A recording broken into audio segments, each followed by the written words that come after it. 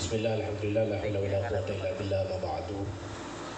Hadratul mukarramin, para kiai, para ibu nyai, wa na'udzu bidzikri, dua buya yang saya hormati, Buya Razi Hasim dan Buya Busra Karim. Jadi mudah-mudahan kehadiran dua buya ini menjadi bercabang jadi buya-buya yang lain di bawah ini. Saya lihat ada banyak calon buya di bawah yang baca doa barusan Kiai Musi calon buya, ada Kiai Halimi dan Kiai-Kiai yang lain. Jadi mudah-mudahan bukan hanya buya penyebutannya, tetapi juga buya ilman wa fahman, sehingga nanti kita bersama buya beliau berdua di akhirat kelak. Amin ya rabbal alamin. Para hadirin yang saya hormati, tema kita pada kesempatan hari ini sebenarnya adalah tadi terlalu global dibilang oleh pengasuh atau mudir Mahat Ali. Kalau boleh saya silakan dengan bahasa pesantren adalah kaifa nataqaddam biduni an natakhallaf 'anit turath. Jadi bagaimana kita maju dan berkembang tanpa harus meninggalkan tradisi. Ini bahasa pesantren yang harus kita kembangkan dan harus kita junjung tinggi oleh kaum pesantren, terutama Mahat Ali, karena memang ranah atau dominan Mahat Ali adalah berputar di wilayah pengembangan kitab kuning dan turath. Maka dalam konteks ini Buya Razi dan Buya Busra Karim, saya ingin memberikan pengantar atau sekedar catatan bahwa peran kitab kuning di dalam khazanah pengembangan keislaman itu sangat luar biasa. Dan itu dimulai sejak zaman Khalid bin Yazid pada masa Muawiyah, pada masa Daulah Umayyah, yang kemudian menjadi pada puncaknya pada masa Harun ar-Rasyid dan pada masa Al-Ma'mun, di mana pada saat itu dikenal dengan sebutan Al-Asrul Zahabi fil Islam. Nah, maka belajar dari spirit itu kita banyak melihat gerakan literasi luar biasa, gerakan penerjemahan dari kitab-kitab barat, kitab Yunani menjadi khazanah tersendiri bagi pengetahuan atau perkembangan keilmuan Islam. Kemudian pada fase berikutnya kita mengenal ada ulama-ulama seperti Syekh Nawawi Al-Batan, kemudian kita mengenal juga ada Syekh Arsyad Al-Minangkabawi, kemudian juga ada Syekh Yasin Al-Fadani, dan banyak ulama-ulama lainnya sangat mempengaruhi pemikiran-pemikiran pesantren kita, terutama wacana keislaman di Indonesia pada khususnya. Maka tidak heran atau tidak berlebihan kiranya kalau saya ingin mengatakan bahwa kitab kuning adalah pintu peradaban Islam. Meninggalkan kitab kuning berarti kita meninggalkan masa keemasan Islam. Maka konteks tema kita pada saat ini, urgensi kitab kuning dalam berbangsa dan bernegara. Mari kita kembali lagi, kita gali kembali spirit kitab kuning. Kita gali kembali khazanah keilmuan Islam. Dan pada saat ini tengah hadir bersama kita Buya Razi Hasim. Sekalipun tadi disebutkan banyak kontroversi, tetapi pada saat ini kita tidak ingin melihat beliau dari sisi kontroversinya. Kita ingin melihat beliau dari sisi hikmah ilmu yang akan beliau berikan kepada kita. Biarlah khudh ma safa wa da' makadar. Jadi ambil yang baik dan tinggalkanlah yang tidak baik. Maka pada saat ini kita memberikan kesempatan kepada beliau. Kita ngaji dan kita sedikit memberikan review kembali kepada beliau untuk menjelaskan apa-apa yang tadi disebutkan telah menjadi kontroversi, sehingga menjadi pemahaman yang utuh bagi kita. Untuk itu, karena kita akan lebih menghemat waktu, kita mulai diskusi atau halaqah ilmiah pada kesempatan ini, dan kita akhiri maksimal sampai jam 4:30. 4:45 ya. 4:30 jam. Ya, jadi kita berikan kesempatan nanti dialog kepada calon buya yang ada di bawah ini, kemudian para bunyai untuk menyampaikan apa yang nanti disampaikan oleh beliau. Selebihnya kita dengarkan, mari kita bersama-sama dengarkan pemaparan ilmiah dari beliau, Dr. Razi Hasim, tentang urgensi kitab kuning dalam kehidupan berbangsa dan bernegara. Kepada beliau kami persilahkan.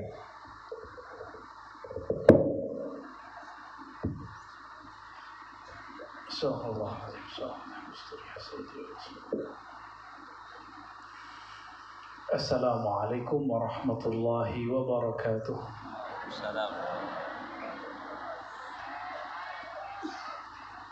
Alhamdulillahilladzi anzala ilaina alkitab. Asyhadu an la ilaha illallah wa asyhadu anna Muhammadan abduhu wa rasuluh.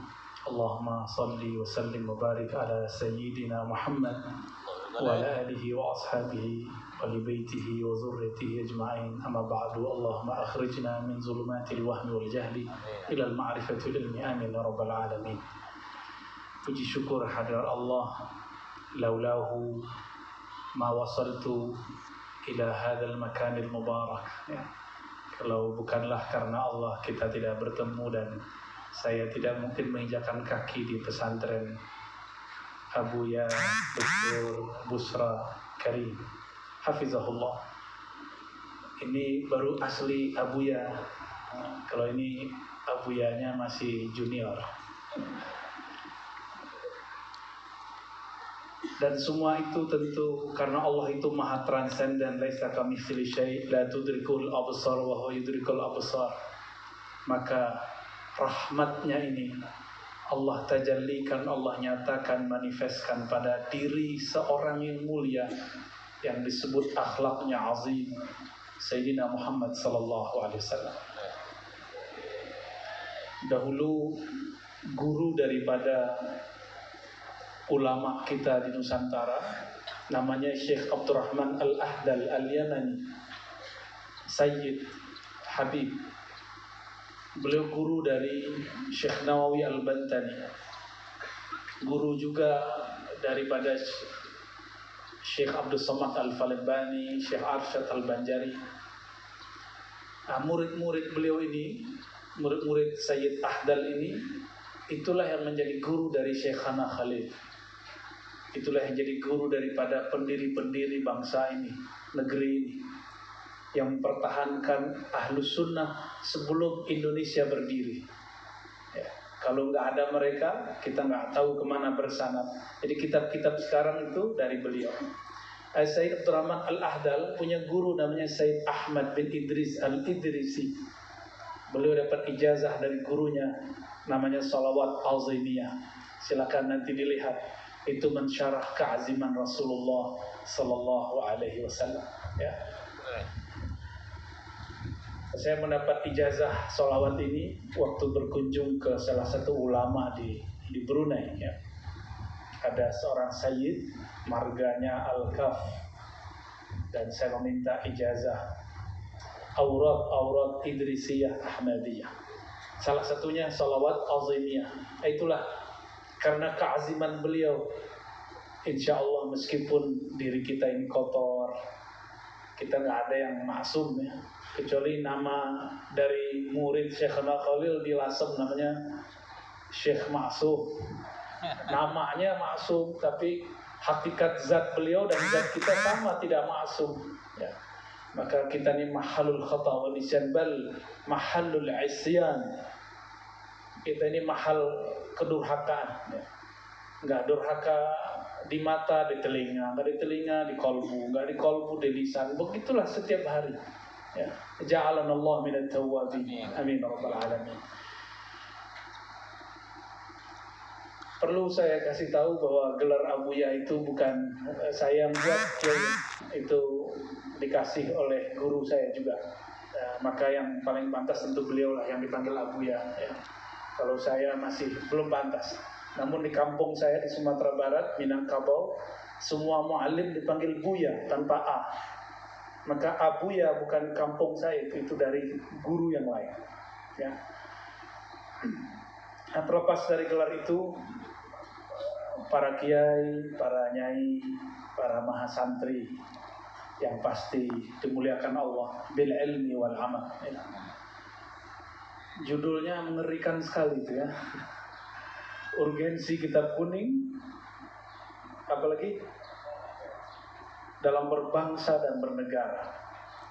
Kalau bahasa saya, daur al-kutub al-arabiyah safra, gitu ya, fi ta'amul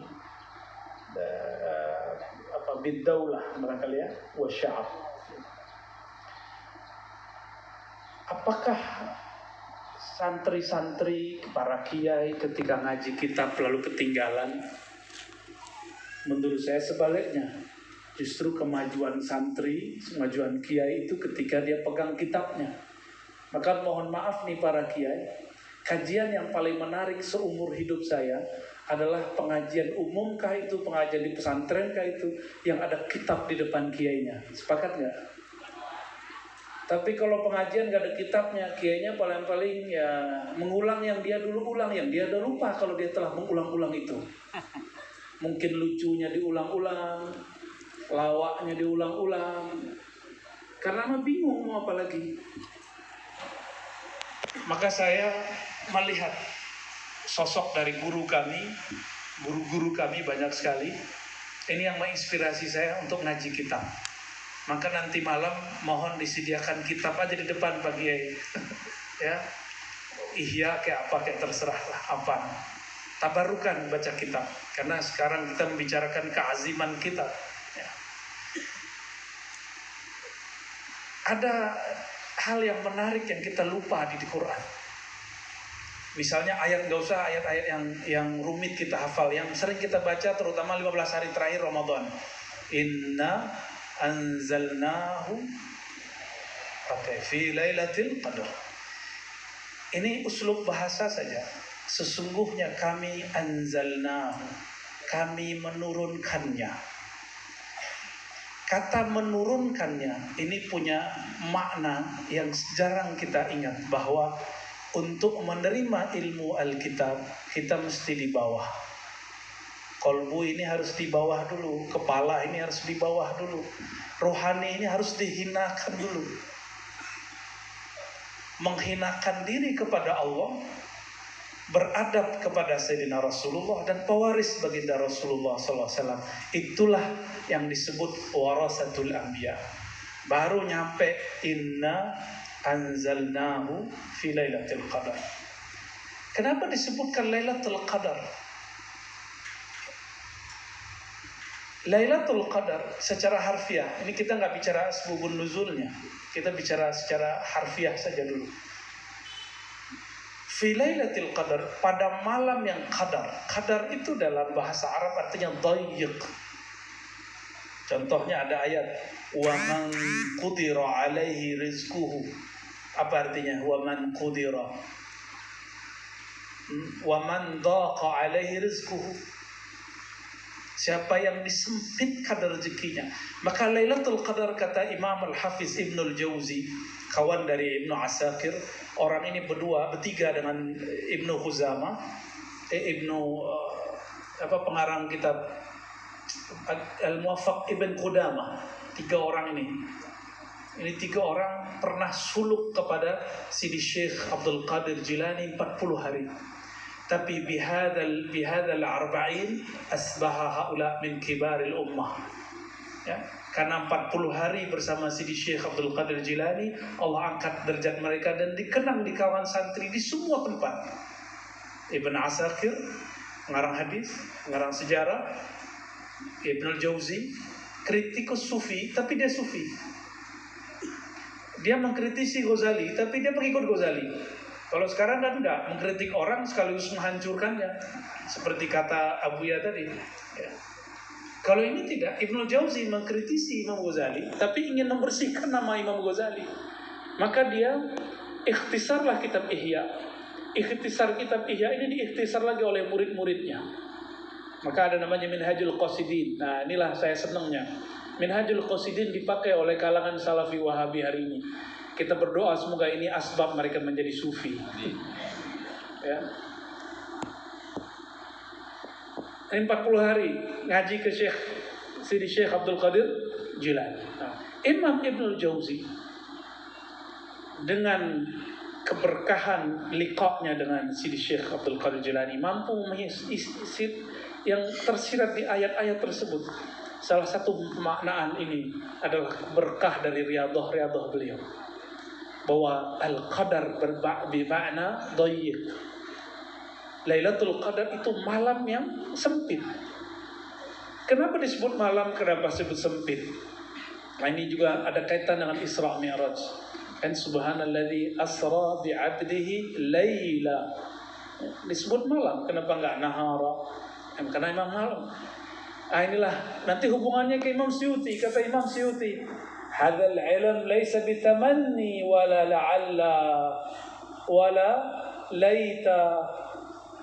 Ya, ini ilmu bukan ketika engkau mengatakan coba kalau saya dulu nyantri, coba kalau saya kayak Abuya Busra maksudnya ya, coba kalau saya coba seandainya guru meninggal, kiai meninggal, apa kata kawan, ya Allah kiai itu sudah meninggal, saya belum sempat ngaji.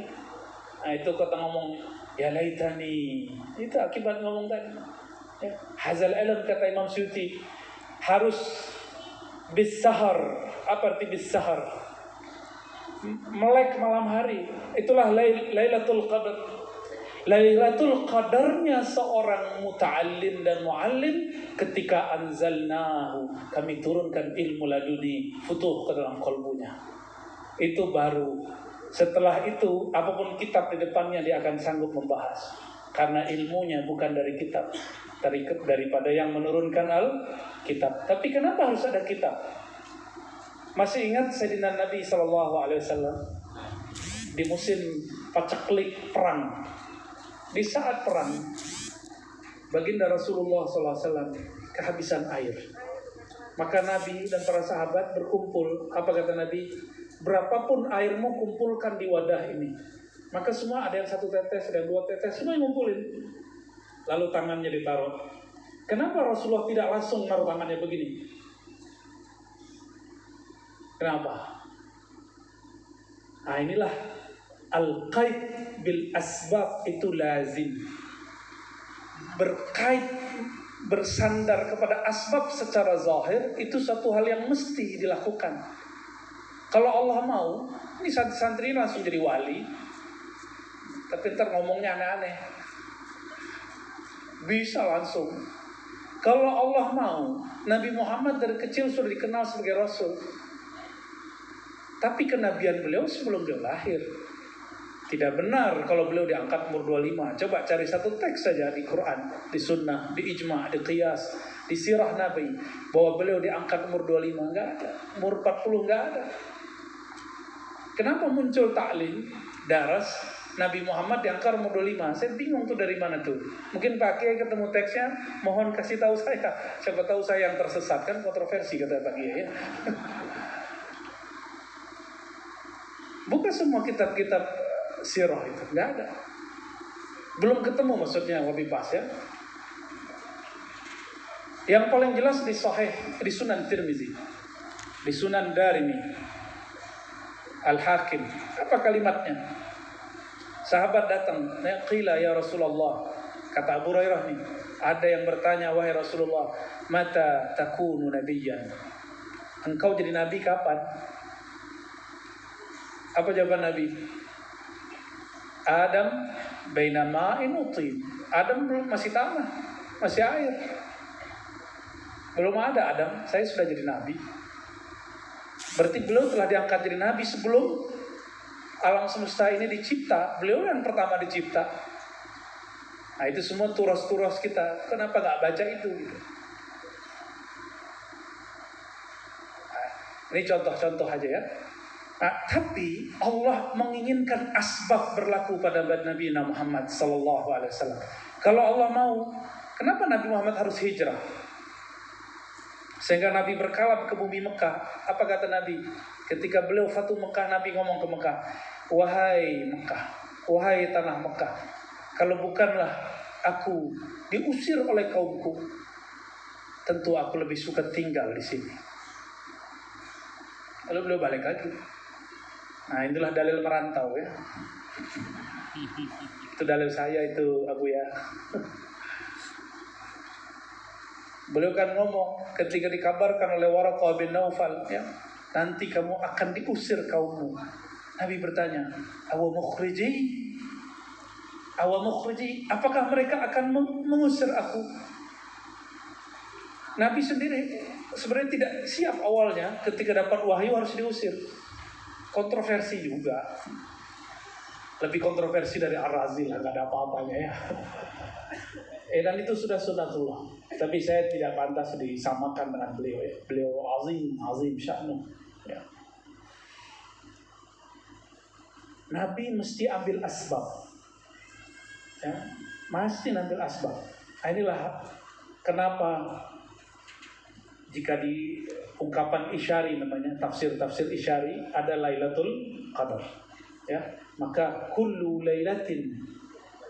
Lailatul Qadri, setiap malam itu ada Lailatul Qadarnya. Bagi siapa? Liman qama wa sahar, bagi yang malam itu dia qiyam dan dia bergadang.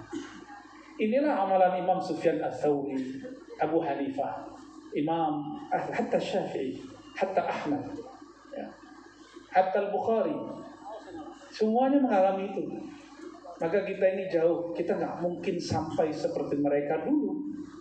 Wajar 4 mazhab yang kita pakai hari ini, terutama Syafi'i, tak tergantikan. Orang-orang kayak kita mau gantikan, mau tidur handphone, bangun tidur handphone, mau lawan Imam Syafi'i ya. Imam Syafi'i baca 1 ayat berhenti, kalau kita lewat TikTok berhenti. Wah, nggak berhenti itu, karena dia TikTok ini memang sengaja diprogram pendek dan menarik. Setelah itu putar lagi sampingnya, putar lagi bawahnya, geser gitu. Begitu terus. Saya mau tanya, jawab di hati ya. Awal beli handphone, beli smartphone gimana? Langsung bisa atau gaptek? Deso. Sama semua kita. Awal beli handphone, smartphone, kita nggak terbiasa. Tapi setelah biasa, candu. Itulah hebatnya smart kolbu. Itulah kenapa ahli wirid, ahli zikir, ahli baca kitab malam hari kecanduan ngolah itu, geser-geser itu di kolbunya, geser-geser itu di kepalanya.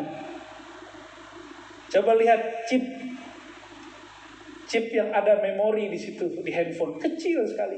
Coba otak kita gede begini. Ini kalau dibuka gede. Kalau di komputer ada prosesor, masih gedean kepala ini. Sangat besar kepala ini. Cuma kita tidak mengaktifkannya. Betul kalau dokter mengatakan tidur harus 8 jam sehari. Tapi itu gak berlaku bagi imam yang 4. Coba imam yang 4 tuh gak ada yang tidur 8 jam sehari, gak ada. Abu Hanifah pernah digosipkan indah sama orang. Dia lagi jalan di gang, tahu-tahu ada orang ngumpul-ngumpul. Itu loh si Nu'man, nama kecilnya Nu'man. Si Nu'man, dia kalau malam hari, waktu saya bangun malam hari, dia masih sholat. Saya bangun lagi, dia sholat. Saya bangun lagi subuh, dia lebih duluan pergi ke masjid. Nu'man ini memang luar biasa. Sepertinya dia qumul lail tamaman kullah. Dia qiyamul lail setiap malam. Kullul lail.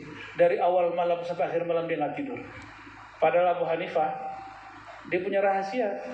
Dia tidur dulu jam 12 baru bangun. Kalau kita dipuji begitu seneng ya. Ngamalin 50%, pujiannya 100%, seneng ya. Ilmunya 50%, viewernya 100%, suka ya. Kita menipu diri sendiri. Makanya kita suka di like orang, suka di view orang, ditonton orang. Kita menipu diri sendiri. Kalau mereka tahu kita siapa, mereka nggak akan suka nonton kita. Ya, benar nggak? Aib kita banyak sekali. Nah, Imam Abu Hanifah mendengar itu, jadi mereka bercerita, telinga beliau dengar. Inilah hebatnya orang qiyamul lail, telinganya kuat. Akhirnya beliau mengatakan, demi Allah, aku tidak mau dipuji dengan sesuatu yang aku tidak amalkan. Insya Allah, malam nanti, sa'aqumul lail kullah. Aku akan qiyamul lail sepenuhnya. Imam Abu Hanifah, mursyidnya sudah mati semua. Hamad bin Salman sudah meninggal. Maka mursyidnya adalah alam. Siapapun yang berbicara tentang dia, pujiankah itu atau cacian, itu gurunya. Ini yang diambil Imam Ghazali di kitab Ihya Ulumuddin. Orang yang tidak punya mursyid, carilah kawan. Yang tidak punya kawan, lihatlah musuh. Musuh itu adalah mursyid, tapi mursyid kegelapan. Maksudnya apa? Yang paling tahu aib kita musuh. Jadi jika ingin memperbaiki diri, lihat komentar musuh terhadap kita. Hater namanya kalau di dunia netizen itu, Abu ya. Apa kata-kata si hater ini, si pembenci ini terhadap kita? Kita lihat, benarkah? Jangan marah. Gak usah buat video langsung balas, gak usah. Ya, tanggapin, balas lagi. Itu childish, anak kecil begitu. Abu Hanifah tidak balas, dia perbaiki dirinya. Imam Ghazali juga sama. Ketika ada orang memujinya, dia lihat, oh aku tidak pantas dipuji seperti itu. Maka itu seakan-akan dia mengatakan, yang mengizinkan orang itu memujiku siapa? Allah. Sebenarnya Allah sedang menyuruhku qiyamul lail setiap malam, sepenuh malam. Ketika ada orang mencaci maki dia, apa kata dia? Hamad bin Zaid yang mengatakan Imam Abu Hanifah ini mubtadi'. Abu Hanifah, imam besar, disebut ahli bid'ah. Ketika meninggal disebut najis. Najasatul ard. Ada di kitab-kitab semua, di kitab Ibnu Nu'aim, di kitab Zahabi, lengkap itu. Sekelas Abu Hanifah, qiyamul lail setiap malam. Kullul lail, ya, sepenuh malam. Itu dikatai najis oleh Imam Muhammad bin Zaid. Tapi beliau enggak marah. Saya nggak pernah mendapat satu riwayat Abu Hanifah menjawab kalam Hamad bin Zaid. Nah ini pelajaran besar buat kita. Kalau ada orang mengkontroversikan kita nggak perlu balas kontroversi itu. Ya, kita jawab dengan cara yang positif. Ya, kita ngaji-ngaji aja. Ya. Terutama kepada adinda para mahasantri ya. Nih kiai-kiai kita ini nggak usah disuruh bawa handphone untuk ngerekam dirinya. Kalian kalau mau terkenal bikin dulu kiainya terkenal ya. Jadi kalau ngajar minta izin, Pak Kiai izin dong mau melive-kan. Tapi profesional dikit, pakai mic lah ya, modal dikit lah. Videonya ada, muridnya gerak-gerak, suaranya nggak jelas, ya sama aja bohong. Jangan biarkan kiai kita mau khutbah, dia ngerekam-rekam dirinya sendiri, kan memalukan. Khidmat, kalau mau khidmat begitu caranya. Kembali ke yang tadi. Jadi ini ngambil dari inna anzalnahu fi lailatul qadar. Maka kebangkitan spiritual dan intelektual itu tidak lepas dari malam. Ya. Saya dulu ngaji Ihya itu malam hari. Ngaji hikam dulu pernah malam hari. Sebelum ketemu kitab-kitab yang lain, ketemunya kitab Ihya, Hikam I'an-Tolibin. Jadi itu kitab pertama yang saya pelajari. Kayaknya terlalu cepet ya. Seharusnya kan kitab kecil dulu ya. Risalah Mu'awana gitu ya. Al-Bidayah wa Nihayah, Bidayatul Hidayah. Seharusnya itu. Tapi guru saya maunya ngaji kitab yang berat. Maka kita kemudian ketika mulai remaja harus mencari asasnya lebih kuat supaya tidak melenceng dari apa yang kita sebut akidah Ahlussunnah wal Jamaah ya. Jadi ini inna anzalnahu fi lailatul qadar. Allah menurunkan Al-Qur'an, menurunkan Alkitab, menurunkan ilmu jika kepada Rasulullah itu dari atas ke bawah. Rasulullah pun menjadikan dirinya di bawah. Maka kita harus merendah kepada pewaris-pewaris para nabi. Insya Allah ilmunya langsung masuk. Dan tidak banyak orang-orang yang memahami ini. Sehingga memang banyak santri, tapi sedikit sekali yang jadi pewaris. Itu saya heran.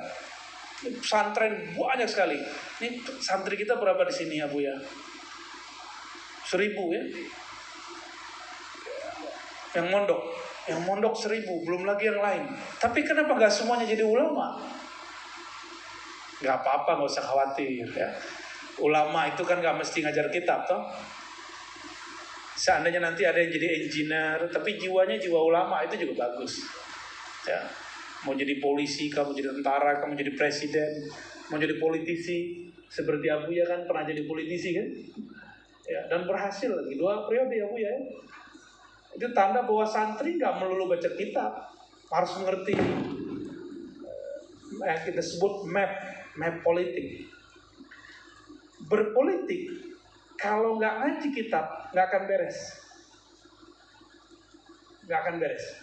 Saya mengambil bagian ini, yang bagian terakhir sebelum kita diskusi. Ya, yang tadi mukodimah, yang ini mukodimah.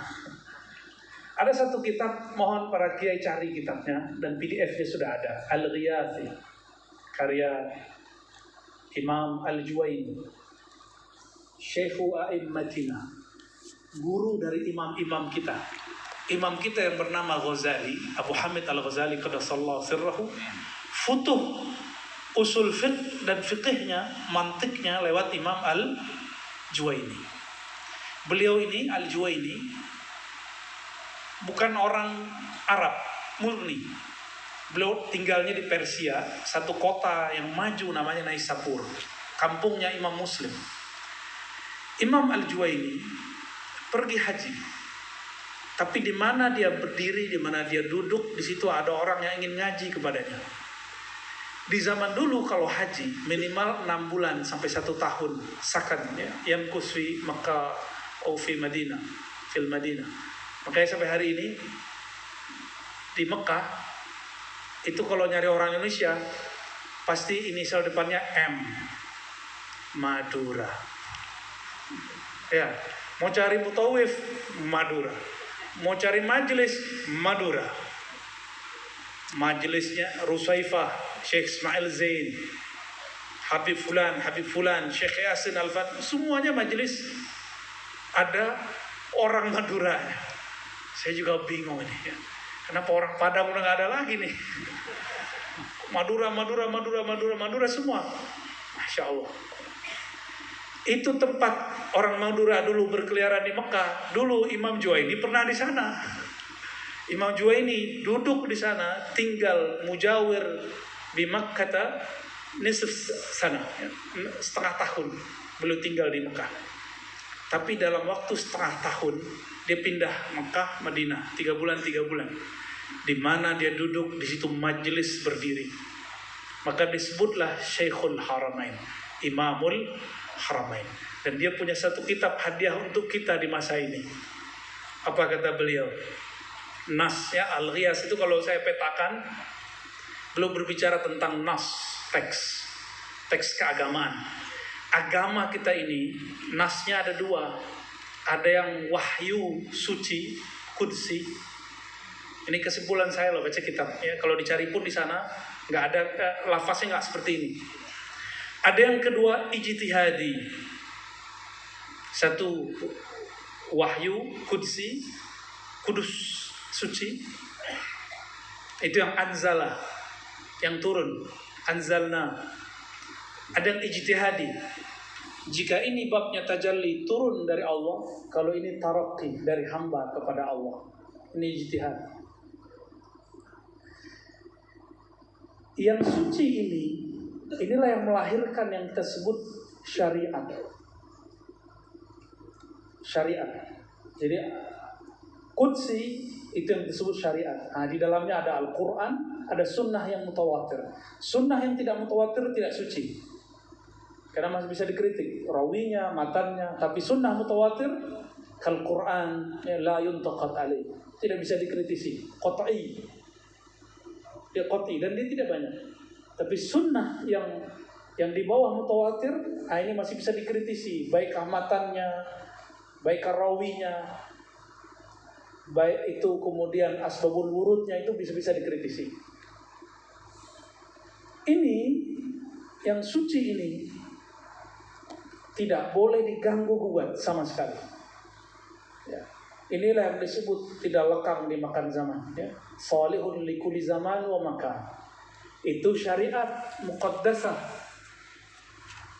Tapi ijtihadi, teks-teks ijtihadi itu ada hasil muamalah ta'amul al-faqih yang disebut dalam hadis, "May yuridillahu bihi khairan yufaqihu fid din, rawal Bukhari wa Tirmidzi bisanadin muttasilin ya. Di Bukhari itu ada disebutkan mu'allaq, ada yang muttasilin juga.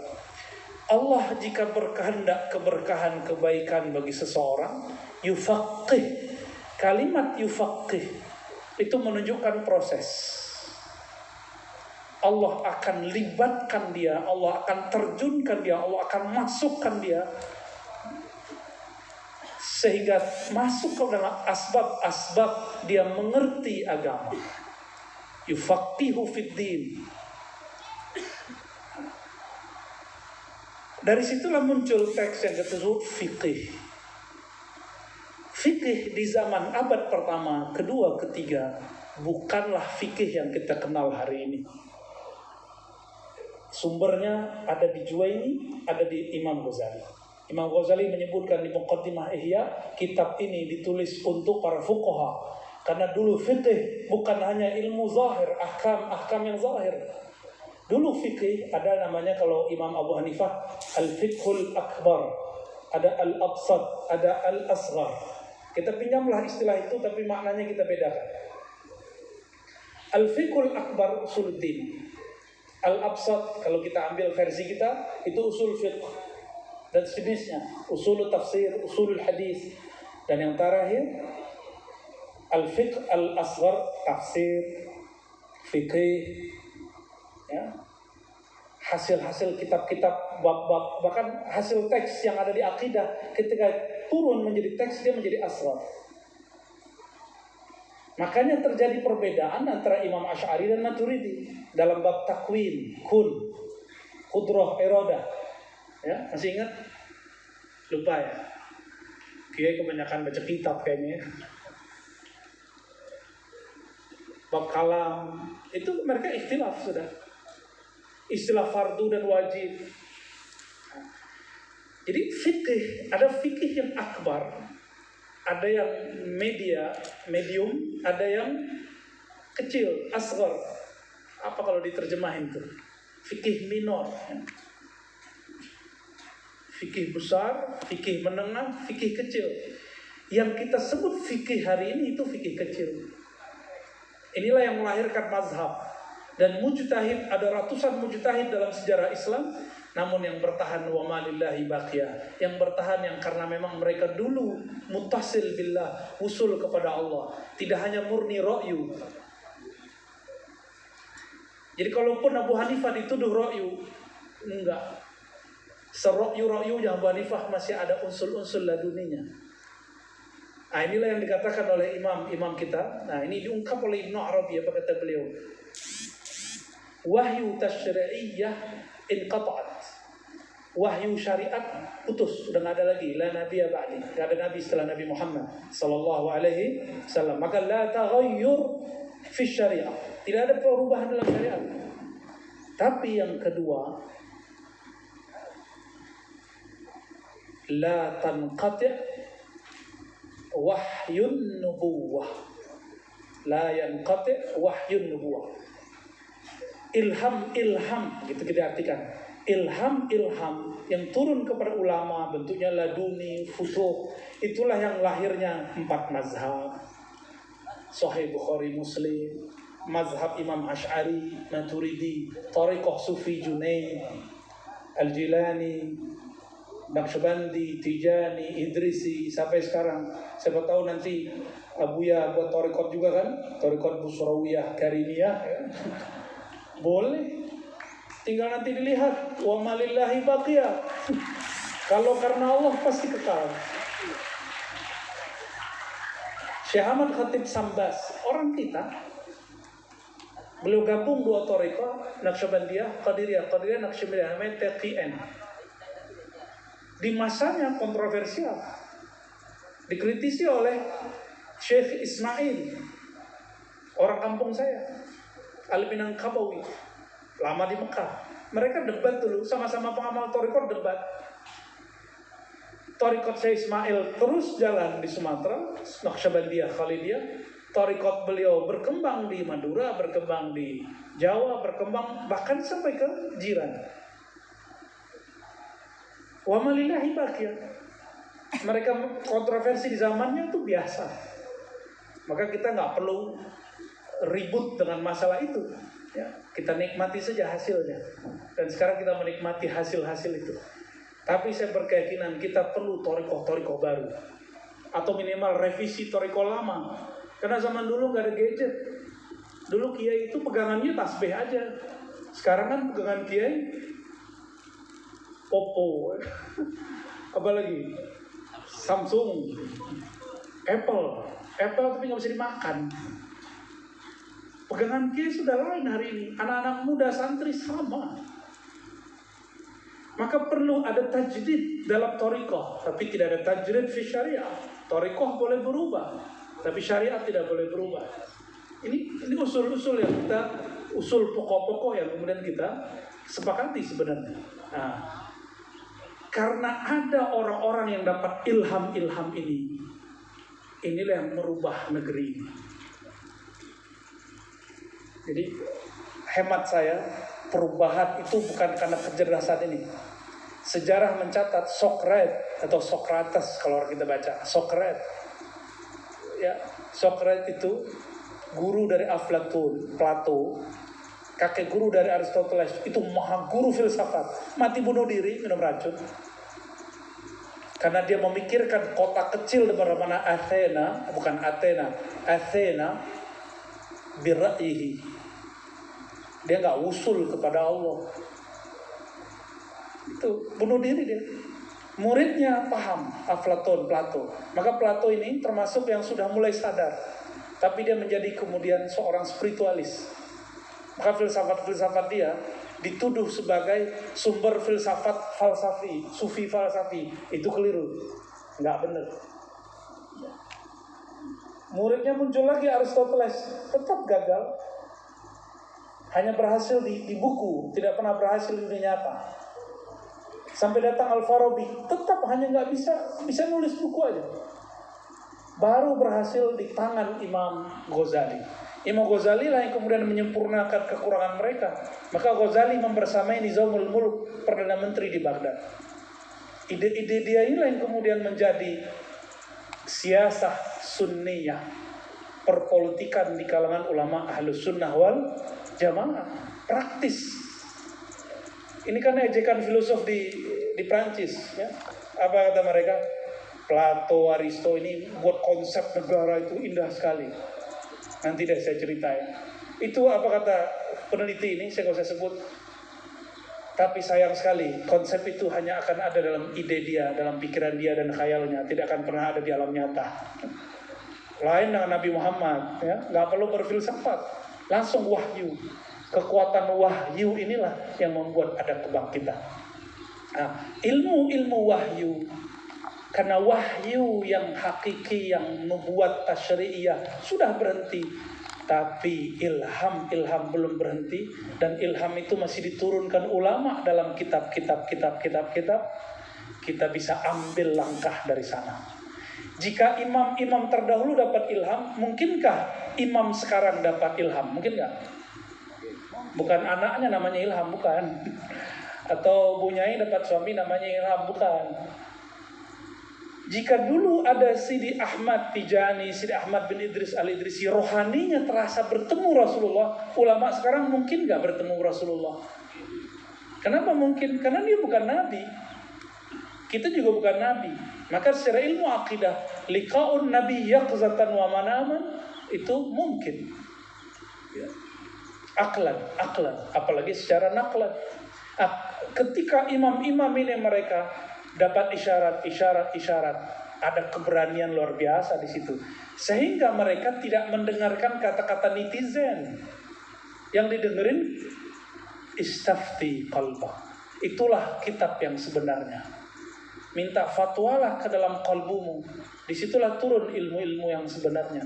Tapi asbabnya mesti ada ngaji kitab, supaya nanti bukan halu, bukan was-was syaitani. Ya. Jadi kenapa kita mesti membaca kitab-kitab kuning, Bapak Ibu, para kiai, para punyai, para mahasantri? Karena Allah menitipkan rahasia-rahasia ilmunya di dada ulama, dan ulama menerjemahkannya di dalam kitab. Ya. Inilah panduan masa lalu, sekarang, masa depan. insya Allah akan terjadi perubahan terus. Dan bagian yang paling inti yang perlu kita ketahui, wahyu kudusi tidak boleh dikritik, tidak boleh berubah. Tapi wahyu ilhami, saya hindari kata wahyu, cukup kita sebut ilham. Ilham, fatwa, ijtihad, mahallun naqad, itu boleh dikritisi. Justru disitulah kita kemudian bertemu taqaddumul ummah wa tamaddunnya, kemajuan umat, insya Allah. Barangkali itu yang dapat saya sampaikan. Wallahu a'lam bishawab.